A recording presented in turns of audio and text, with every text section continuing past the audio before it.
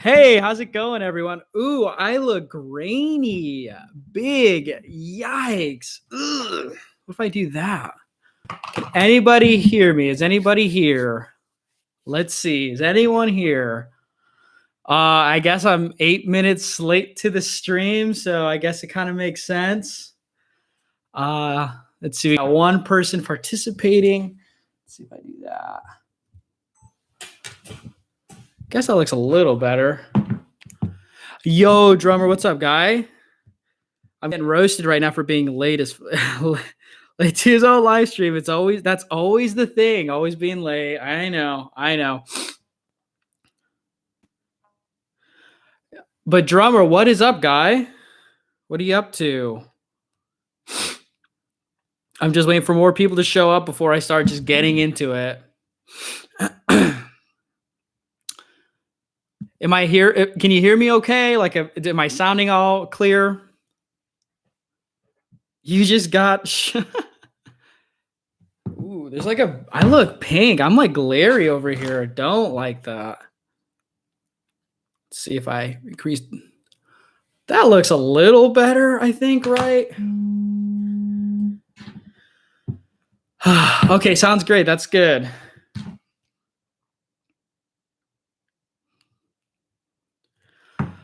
Lucas, what is up, guy? I'm so glad at least, a couple of you showed up. We're going to be talking about some new movies that I've picked up recently. We're going to talk about some new sales that have happened.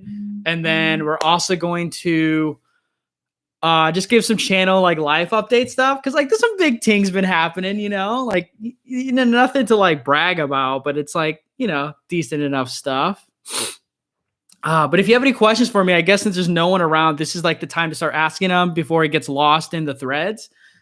But yeah, I'm 10 minutes late to my own stream.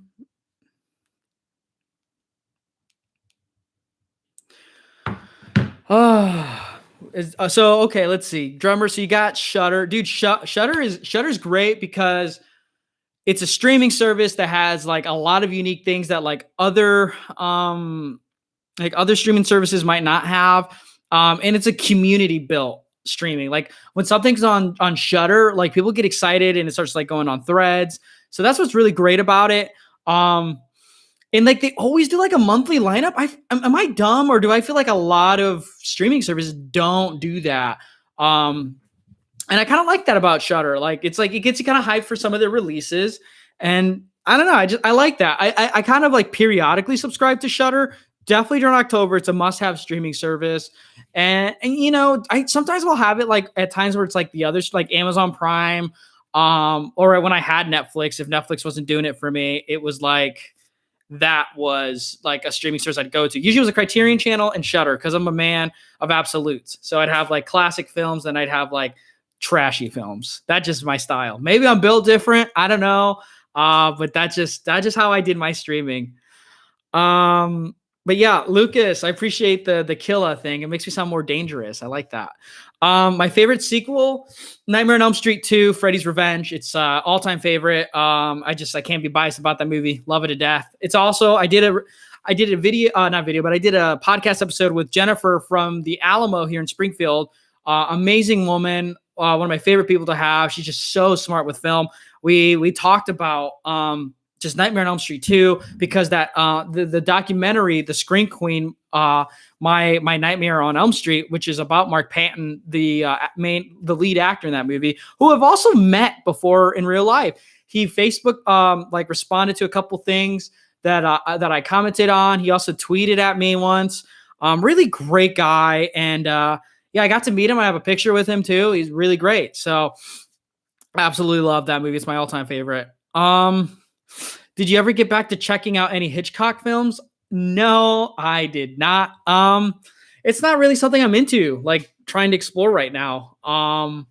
Hitchcock movies, like I'll get to it at some point, but like that point is not now, like they're not going anywhere. If I got they're all coming out in box sets all the time, and there's different box sets, and I'm always confused on which ones to get. So I'm kind of waiting for like the right time, the right price, and the right, like, I don't know. Once all those things are together, For the Hitchcock things, I'll probably do that. I don't want to buy them individually and then like watch a couple here and there. I'd like to have like a set of them, maybe like the Essentials set. I know Criterion has that Hitchcock set that's pretty sweet. But yeah, I don't know. Gremlins 2, the new batch. Dude, if you liked Gremlins, I feel like I'm always plugging my own streaming service, but here's the thing. I had Noah Klein, who's a YouTube subscriber. I had him on my podcast, Inside the Sequel, and we talked about Gremlins 2 in an episode. It was so much fun. Noah was amazing as a guest. It's just so good. So that's what I'm saying. Like, subscribers on the YouTube channel, if you follow the podcast on Twitter, and you have an interest in sequel movies and you want to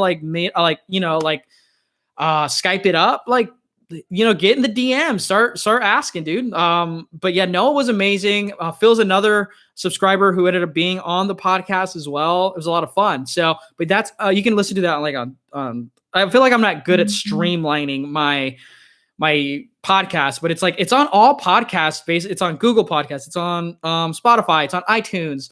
It's on Podster. We even have our own website now. It's insidethesequel.com. And you can listen to those. So if you are interested in sequel movies and interacting with me, either shoot me an email, follow me on Twitter, and get those DMs. But I'm not going to pro Jared you. Like, I'm not going to be like that at all. So don't worry. Pray at the Night. But we after this movie, a great site group of people. They did a 1988 movie marathon like all day, and I did it with Daniel from Cobwebs, best buddy. We watched like 5 or 6 films from 1988, and it really got me back into like loving those nostalgic 80 movies. It's funny to say, but like the 70s is my favorite decade, and in a way, I've kind of dogged on the 80s, even though the 80s is amazing. If that makes any sense, like I think it's because like the 80s is debatably maybe the best year for film in terms of like blockbusters, nostalgia, slashers, sci-fi. Not like Oscar winners too much, but I don't know. I feel like I kind of almost forget how great the 80s are, even though it's so dumb to say because everyone knows how great it is as a decade. You got a P.O. box? I have an extra Blu Ray copy of Vertigo. I live in an apartment, but so I don't have a P.O. box. But a copy of Vertigo. Why would you want to send me your free extra copy when I can just steal Nathan Jones from the Nathan Jones YouTube channel? Like, I might record myself just stealing that for y'all. I got a 4K scan set of The Birds. Yeah, you see, like, these are all classic movies of his. I feel like I'm getting all in a box set, and I can kind of move at my own pace with them, I don't feel like I need to buy the individual digibooks releases of these, because I'm pretty sure most of them are digibooks. In 4K sets, I mean, Heath Holland's going to hate me, but I have not been investing in my future collection in getting a lot of 4Ks unless they're under $15. That's really kind of how I am with 4Ks. Because at that price, I'm just already have, like, Screen Factory is always putting out movies they've already released and I own on 4K. And I'm like, I already have it on Blu-ray, and the Blu-ray transfer is already almost a 4K scan. So, like, why do I need to upgrade that? But yeah, I love how it's just you two on here. I don't think anybody else has gone on this live stream, but I still respect it. You're getting a lot of time in. But one thing I really want to talk about though is the Snyder cut. Like, oh my God, that was like part of the reason I wanted to live stream tonight was just like talk about like nerding out on the DC stuff. Yeah, like why would I want to watch Hitchcock when DC movies exist? Like, I'll easily watch those more. Let's see. Oh yeah. Trying to think like what other like new releases. I feel like new releases don't excite me as much. I get more excited when like I find a good priced older movie like of an older release, if that makes sense. Like all these movies get like a 4K upgrade. I'm not as excited about, but I'm way more excited for like finding like, oh, this movie has a special edition release and it was released years ago. I got to get it. Got to watch it now. I get more excited about those things.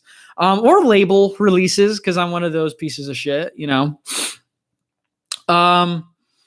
What is the Snyder cut? I literally don't know. Dude, Zack Snyder, the director Zack Snyder, he did the DC comic movies in the 2010s. He got his Justice League release.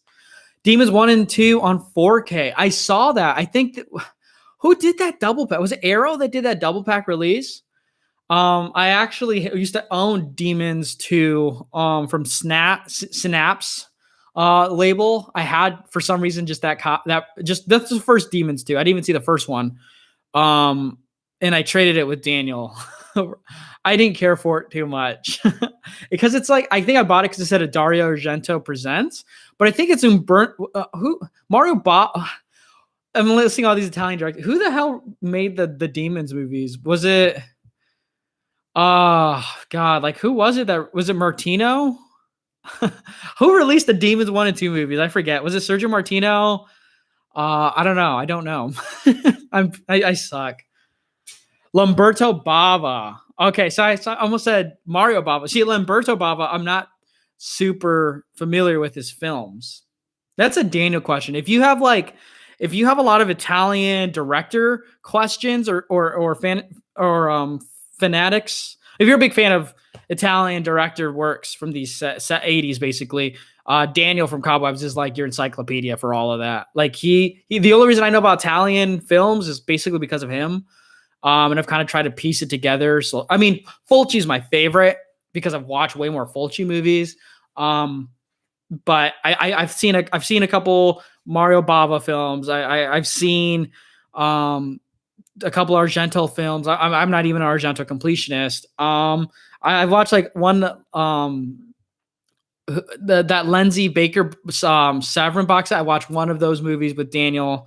Yeah, I'm just not very cultured in Italian horror, but French New Wave films, I'm your guy for that.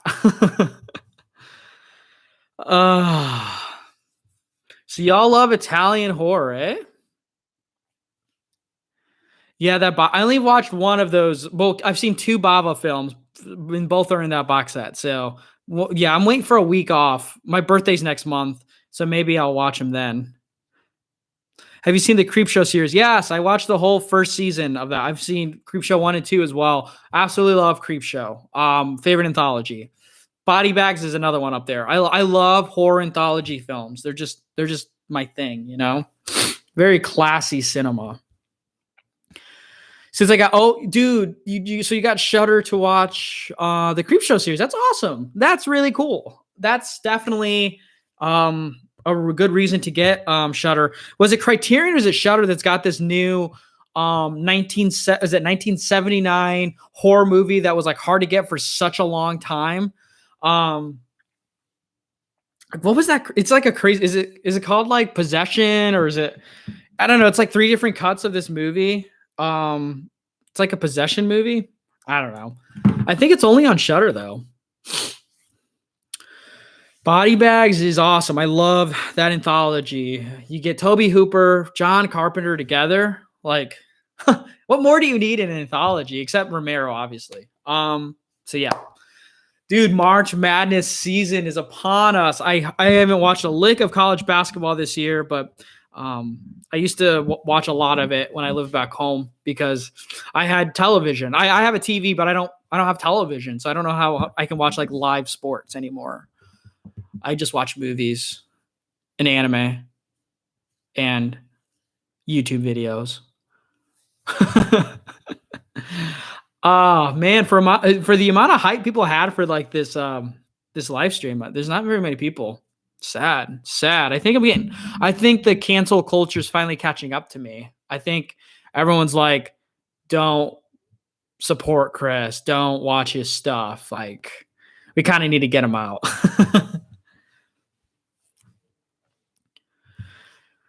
I low-key love the Snyder cut. Yeah. Why do you got to say low-key? Like, I think it's amazing. Why hide? I'm going to die on that hill that the Justice League movie is fantastic. Like, the Snyder cut Justice League is phenomenal. Best movie ever would be Toby Hooper, John.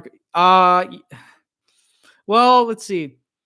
Tom Savini helped with the Creepshow movies, which Romero did. Tom Savini, I'm pretty sure, also did the special effects for one of Carpenter's. I think it was at Prince of Darkness, maybe he did. Yeah, I don't think he ever actually worked with Toby Hooper, though. We are the ones who matter. Yes, our circle is small, but we got room for aggressive expansion. I always quote that from Dark Knight because I'm basic. So yeah. Oh man. Okay. So I've made some pickups lately. I got my Kino order. I got some Criterions. I have some Screen Factories and some even other special Blu-rays to show off because that's what I like to do. I like to buy shit and show it off to strangers. But let's dive into the standard stuff first. So pickups I made. These are the most recent pickups. Vintage stock had a buy two get one free sale, and I wasn't expecting to buy anything, but usually that's how it works. I don't expect to buy things, and I end up buying them. They had a buy two get one free sale, so I got this was my free movie. It was Kong Skull Island for $7.99. It's the only like kaiju like from the Legendary Pictures that I don't own, and it's due for a rewatch before the new one comes out. I'm actually gonna tear the film just to have it now because like I don't know. But yeah, it was $7.99. I saw this movie in theaters and I wasn't even super crazy about it upon release. It's because I love the 05 King Kong so much. I was expecting this to be sort of similar, and I've grown on it because I've realized I've gotten out of that mindset. So yeah, Kong Skull Island I picked up. I'm so excited to rewatch it. It's got an eco case, so F my life. I hate those. And here's a free digital copy that probably doesn't even work anymore. So there you go. But yeah, I got Kong Skull Island for free. And then this is one I watched. I haven't seen this movie as a kid, but then when I had the 1988 Movie Fest with F This Movie, this was on the lineup. And it's Who Framed Roger Rabbit, $7.99 as well. I loved rewatching this movie. I had such a great time with it. I used to like it just because I was a horny kid and, you know, Jessica Rabbit. But and it was kind of cool, like seeing cartoons, but I never really appreciated it as a kid. And I always thought it was kind of lame and dumb and stuff. But as an adult now, the amount of references to old Hollywood this movie has and just like old animation culture, I mean, once Spielberg kind of presents it kind of has that charm.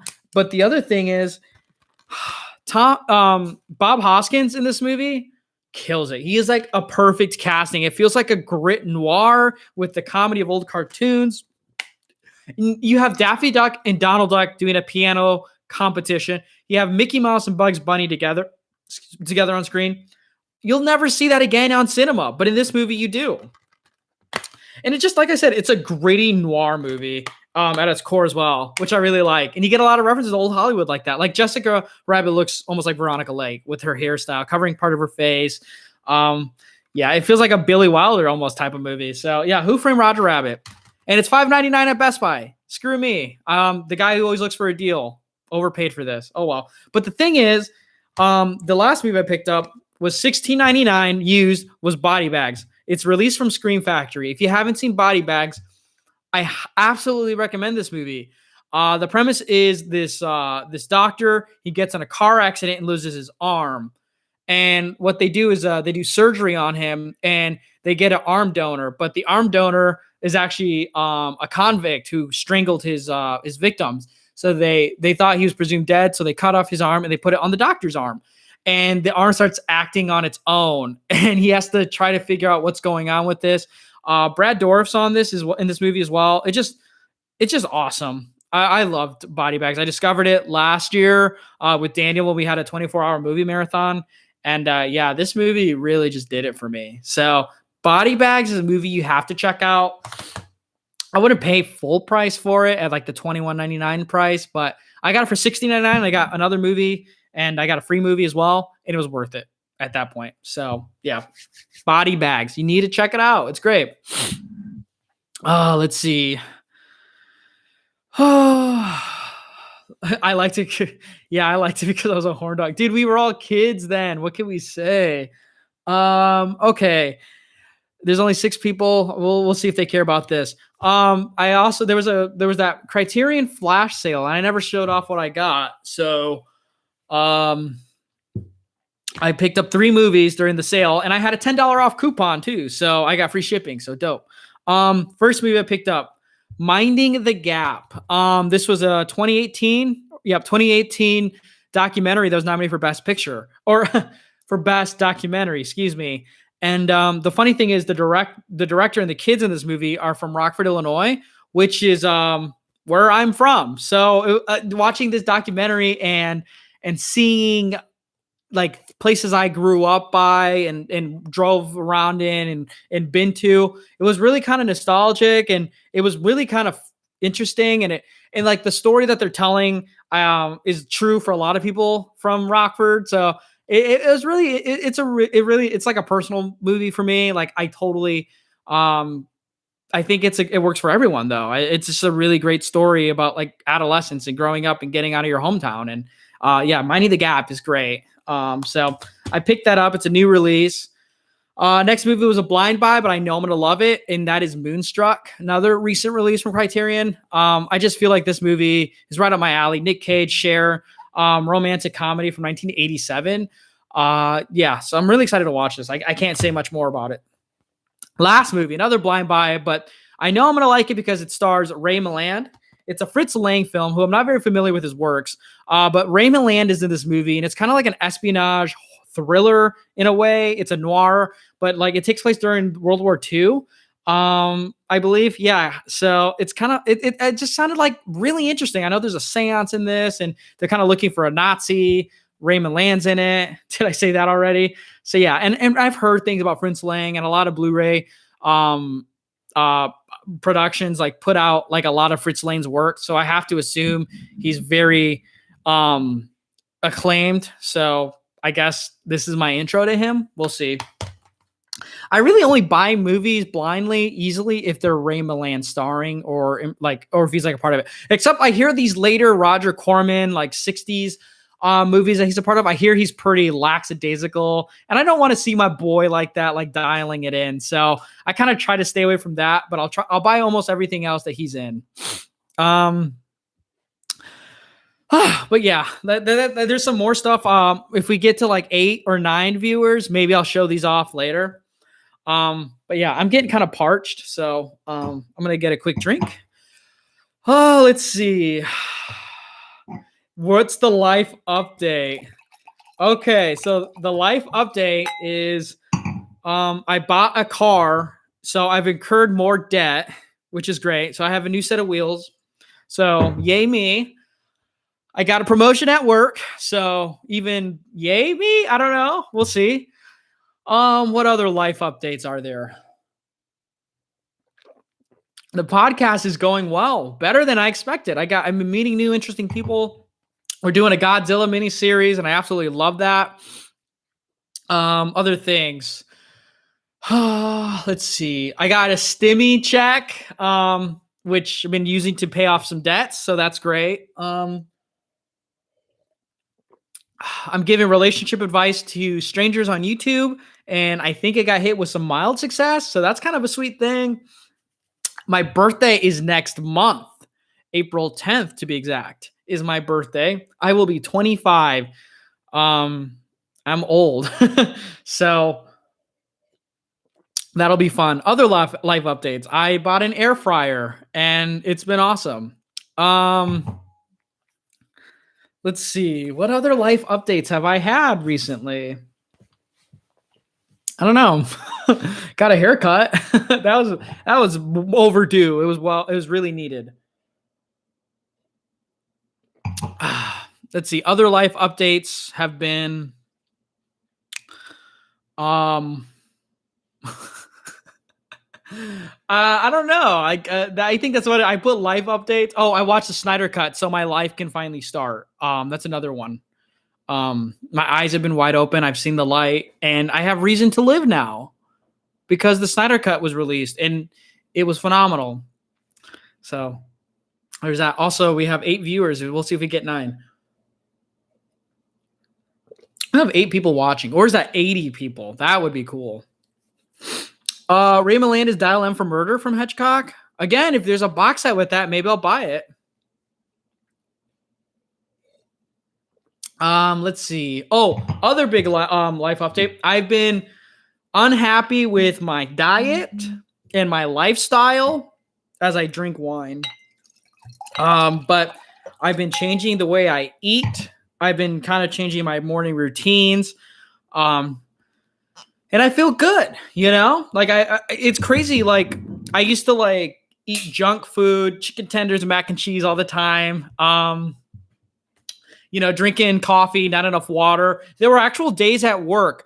In my job, I work at a bank. And I would get in at 8:50. Well, I was always late, so I would actually get in at like 8:25, and I would work from there on till 5:30. And there were multiple days, where I wasn't using the restroom.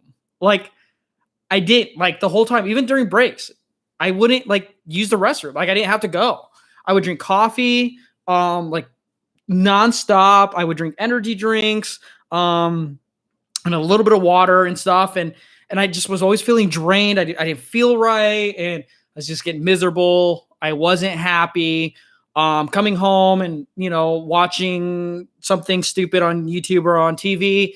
And I just didn't, when I looked at myself in the mirror, I didn't like what I was seeing. And I kind of like, started looking up ways of like how to change your lifestyle and your some of your habits that you have. And, just like really changing that. So it's like, I've been like drinking like more protein shakes, kind of just doing things to like change my everyday routine.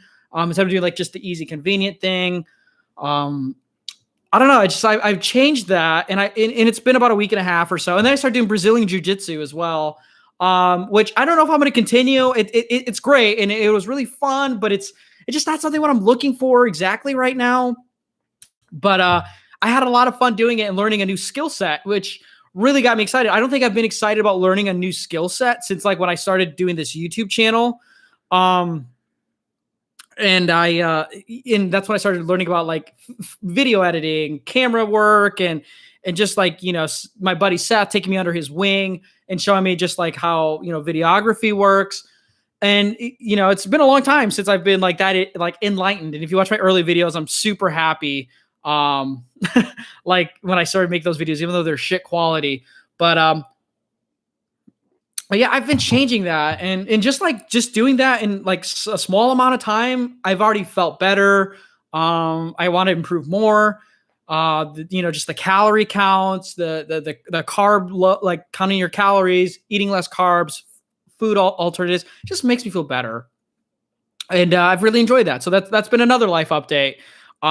So if we do a mukbang here, it'll probably be me eating a rice cake, if anything. So, but yeah, that's another big update. Like I've been feeling happier and more motivated to do other creative works. And, but yeah, it's been really nice.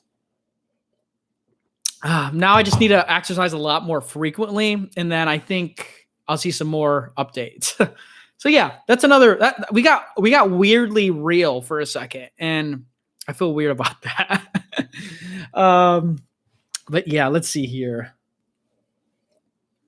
The Leppy Boy movies on St. Paddy's Day, man. Some of the movies. What are the Leppy Boy films? I'm confused with that. Oh, Streetwise from Seattle. It's an 80s dude. You're from Seattle? That's awesome, kid. I've never been to Seattle. It's a city when I was in high school I wanted to visit because Kurt Cobain and just the grunge movement. But yeah, that's about it. I've never braved the Leppy movies. Oh, Leprechaun movies. Leppy? Like just call him Leprechaun. Like, why call it Leppy? I'm Catholic, and St. Paddy's Day, we just learned about from a religious standpoint, not from an Irish standpoint. So I don't know. The only Leprechaun movie I liked was Leprechaun 3, Into the Hood, I believe it was called. And I think Ice-T is in it, and they have to get like a magic flute. That's about it. Oh, I saw the first one too with Jennifer Aniston. I thought it was okay. I don't know what I missed with the second one. And I saw bits and pieces of Leprechaun 4 when they go into space. Horror movies really liked going into space during those like late 90s, early 2000s, I guess. But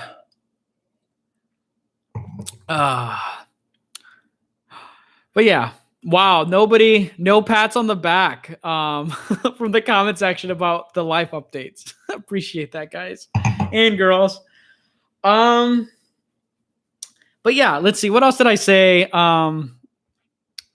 I was gonna do in this live stream. I said I was. Oh, we're at 9. Fuck. Okay, I'm gonna show off the Blu-rays. I said I would show off if we got to 9. Oh, there's only 8. Guess we won't. No, fuck it, we will. Okay, now we're down to 7.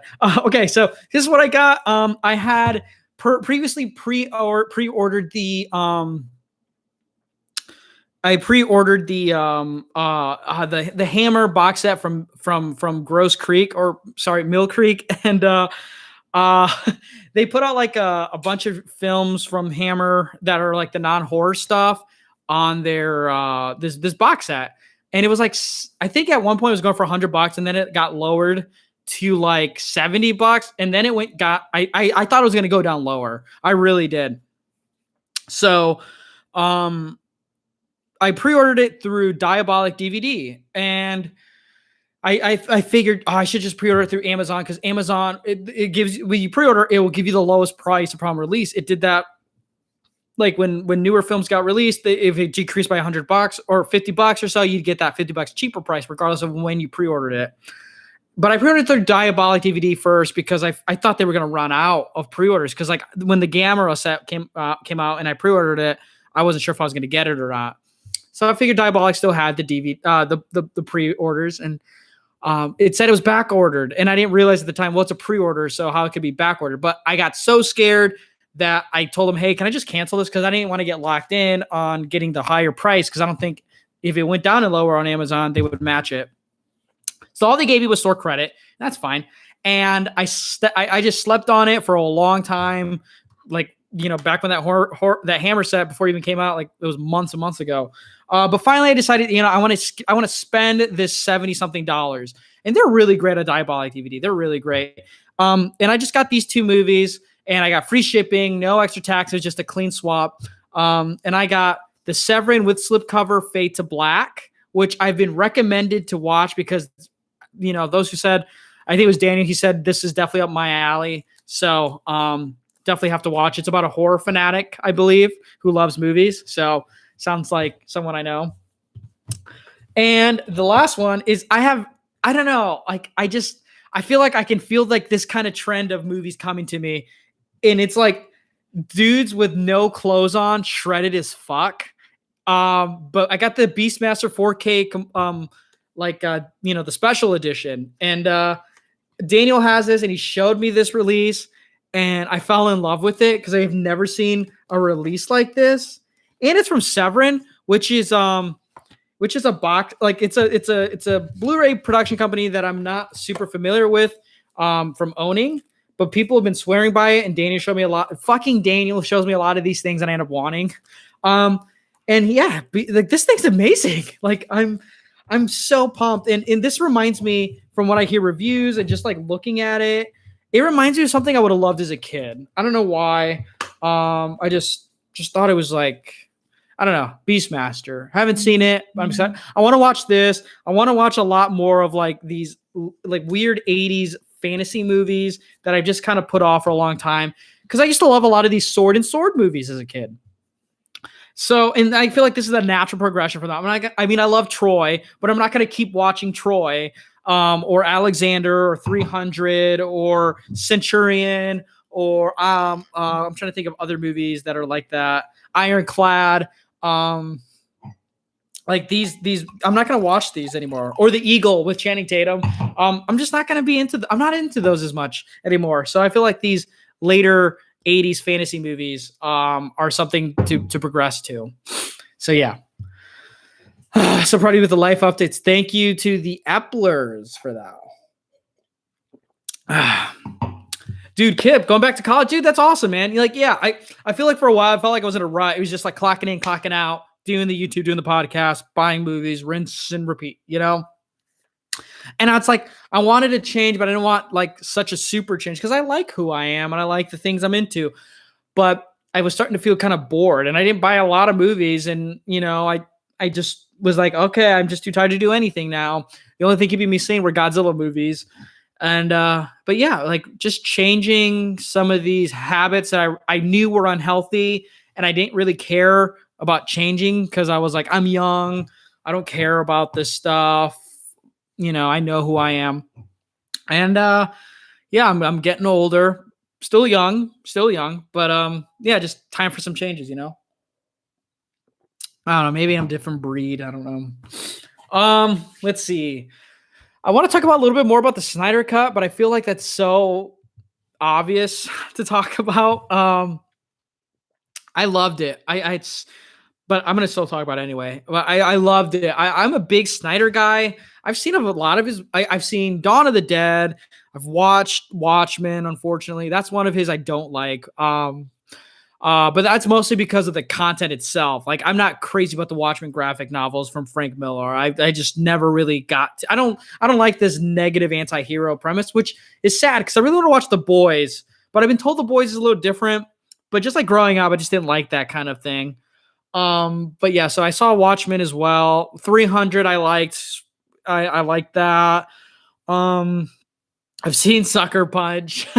I love Man of Steel, Batman vs Superman. Um and yeah, I've liked Zack Snyder. I didn't watch his Owl movie, unfortunately. I didn't see that. Um but I've really liked the style of Zack Snyder. Even though his scripts may not be the most strong at times, I've always loved his style and his unapologetic like dedication to his movies, you know? And I felt like Zack Snyder always kind of got like this dude bro vibe, which maybe he is, but like I've watched commentaries with him and the way he talks, especially that Dawn of the Dead commentary, the way he talks about the movie and stuff. It's just like he's like the best guy to work with. He cared about people, and I'm sure he needs a huge budget with his movies. He just seems like he cares about his crew. He's not super demanding. He makes sense for his choices. You know, like when he was talking about like the zombies and the reasons for how he had zombies dressed the way they were, the type frames of zombies and the amount of gore and stuff as the movie progressed. He just said like, you know, like stuff that made sense. Like this is how zombies would progress after days and days of exposure to sunlight and, you know, food and flesh and, you know, just the decaying and the rottedness. It just really fascinated me. And I was like, this is a guy who likes what he's doing. And he has like this higher pitch voice, you know, he doesn't sound like the John Flickinger, who's like this dude bro who like dates random girls and like only watches 4 movies a year. And it's the same in 2 of the times it's over the top, you know? And I don't get that vibe from Snyder. I feel like people kind of think he's like that, but I from interviews that I've seen him in and his special features, he doesn't seem like that at all. And he's always in the editing room too, which means he's passionate about his stuff. I don't know.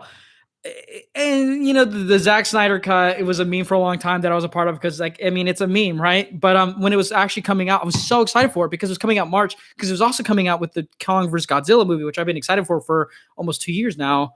And just to see a guy like Snyder get his vision unapologetically, it was just fascinating to me, and it delivered so well. Like I wanted Justice League to be good. I remember seeing it opening night and thinking I liked it, and then rewatching again and be like, oh, well, it's not good. um, and the Snyder cut really it might be one of his strongest movies because he is just unrelentless with his creativity, his style. And here's the thing: there's directors where they have a stamp, they have a style that you know when you're watching their movies. And Snyder is one of those directors. And I think that's a special that takes a special talent, you know. In the Snyder cut, I think it works well. I love the aspect ratio. I think it was great for that. I know it's him trying to be kind of fancy, but I think it really works for the movie. He put in a lot of stuff that I was wishing was in the original cut. Whether it's not a perfect movie, there hiccups and stuff, some action pieces like when Wonder Woman shows up with the terrorist attack with everyone at the bank. There's some parts of that in those action sequences that were like, ooh, Snyder, like that doesn't look super great, but like the score and like how the way Diana looked, there's some of the action shots, they worked really well. And I just like that. And I like Snyder's approach to the method, the mythology of heroes. My thing about the MCU, I think early on that I didn't enjoy, because you had the DC and MCU war early on when they were coming out, and I was kind of like I was trying to be antagonistic by saying Team DC, but I really did like Snyder's Man of Steel, and then when Dawn of Justice came out, I did really like the way he approached Lucas, I'll see you, man. Or yeah, peace out. Uh, I just like how he approaches this question. I feel like he did it before it became so meta in comic books. The New 52s, just the way the DC comics started to really change. I feel like after Dark Knight, honestly. But I feel like the tropes that you see now, I think Snyder kind of brought like to the forefront, at least with this question of like superheroes, how do they fit in the real world? And that sounds so lame and dude broy now because it's copied so much. But Snyder, when he did like Man of Steel and stuff, I feel like he kind of introed like that kind of like fandom. I don't know. I love Superman. I love the Reeves movies. I even loved Brandon Roth in Superman Returns. Like I watched the movie a lot. I had a bootleg DVD of that, and I watched it a lot. I even had an action figure of it too. But I love his piecing together of these superhumans, which he calls them meta-humans, which I think is great. And he makes it kind of like societal. Like how do these beings who have these limitless abilities, who could easily take over mankind, but instead they choose to coexist and almost let mankind do like take over while kind of keeping a safe eye, because they are kind of like new gods. And like gods in Greek mythology, they wanted to make their presence known, and they would interact in the real world constantly, whether it's causing mischief or helping mankind. Mankind had to submit to them. But now with these heroes basically being gods, they want to coexist with humans, and they want humans to be on top, and they want to be kind of like saviors for them because of their lack of ability. And I've kind of liked that idea. Whereas the MCU had always been these heroes exist and everyone's like, cool, like that's awesome. Like the Avengers, like, I mean, it's a different type of world and tone. But still, I've always liked Snyder's approach to the heroes of in the world and how they react. Like Thor's a god, and everyone's like, Thor's a god. It's cool, you know. It's never like this. How do we react now, knowing there's multi dimensions and different worlds, and a god coming in when he comes and goes? Everyone's like, the Avengers assemble them, you know. And that's the thing I think about the superhero movies I do really like, is that they always kind of have like this morality of like, okay, how does society change with these beings here? Like Sam Raimi in the Spider-Man movies, he keeps his identity secret, but Raimi would always put parts in the movie where he'd get people asking, like, what do you think of Spider-Man? This being who can do these Spider-Man things. People thought he was a mischief. People thought he was dangerous. The police did not like him. But then there's normal people who are like, this guy is helping the people. Like I love that New Yorker. He's like, oh, he protects the people. He helps everyone here in New York, you know, like having like a hometown love for him, you know, because like that's how I feel like real people would react knowing that someone like Spider-Man exists. Same thing with the X-Men movies in the 2000s. How do these mutants live with humans now that humans know that they exist? They try to commingle, but policy gets it in its way. Rebellion ensues, and you have to have a split division, and the humans need to try to eliminate them. The Cure in X-Men Last Stand. I've always been fascinated with X-Men Last Stand. Not only is it one of my favorites, but because of like the way it portrays politics and comic book characters and how they react in the world. I like that. I don't know. It brings kind of like, because I think I loved superheroes growing up. I'd be so cool if heroes existed in real life like that, you know? And, you know, those movies kind of brought that. And then when Man of Steel came out and like just, you know, and then when Batman vs. Superman and Lex Luthor presenting the way that Superman is this equation that ruins life as humans knew it. You know, he talked about God and religion and man versus God. And you know, he's right. And I've always really liked that. I went on a huge ass rant about superheroes just now. You need to take a breath of like getting that all out there, you know? I don't know. I think I may be defending Snyder almost too much. I don't even know he's thinking that far ahead. And based on the amount of viewers I have, most people don't give a shit. But I don't know. Maybe just a thought I had. Is there anybody that has any questions for me though? How's everyone's March Madness bracket going? I feel like after Lucas left, everyone's like, I'm out of here. Other things, some channel update stuff. I it's getting harder to make videos. I'm loving doing the podcasting, and it's taking my my my determination to make more videos and post them. I just can't compete. I mean, I can't. The content that I'm putting out is not something that's trend worthy. Um, you get guys like Elliot, Nathan, Brian Sauer has a YouTube channel. Mr. Vincent, like, these guys are putting out and they're being consistent. And it's getting harder to compete with that kind of stuff. Not to say I'm competing to be better than them, but just like to be in the same realm. It's getting harder and harder the more I keep doing the podcast and stuff. I don't know. Like, are you noticing that you're maybe catching up with what I'm doing based on the podcast? Or are you just kind of waiting and thinking like, wow, it's been a week or two since Chris posted a video. What the hell, dude? I've been very curious about that because I've tried to put myself on schedules and I can't ever meet them. But yeah, there's my cat. But yeah, does anybody have any questions? I know I need to get better with these live streams and putting out the like the go ahead, like, hey, these live streams are going to happen more frequently. But yeah, is there anything anyone else has got? I'm going to assume no. Meanwhile, I'm just going to check on my phone until.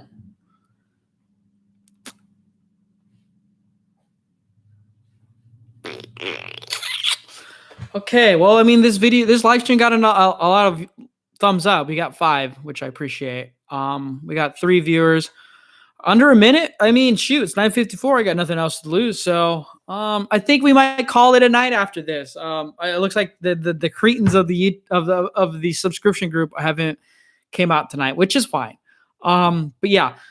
If you liked this live stream, let me know in the next video. I always appreciate feedback. If you ever have any questions, follow us on the Twitter.